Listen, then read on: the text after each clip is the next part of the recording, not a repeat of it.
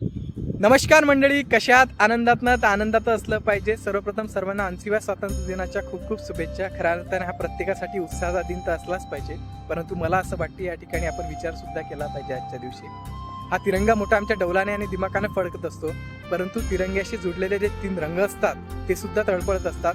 केशरी रंग जे शौर्याचं प्रतीक मानला जातो, अशा या देशात सैनिकांच्या उपस्थितीत सुद्धा भ्रष्टाचार केला जातो. पांढरा रंग हा शुभ्रतेचे प्रतीक मानला जातो. अशा पांढऱ्या रंगासारख्या देशात अन्याय, अत्याचार आणि अनाचार आणि अनैतिक संबंधाचे दाग लावले जातात.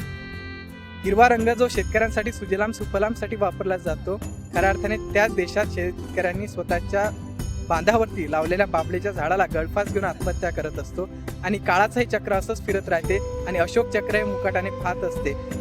मला वाटतं कुठेतरी परिस्थिती बदलली पाहिजे, त्यासाठी आपण सर्वांनी प्रयत्न केला पाहिजे.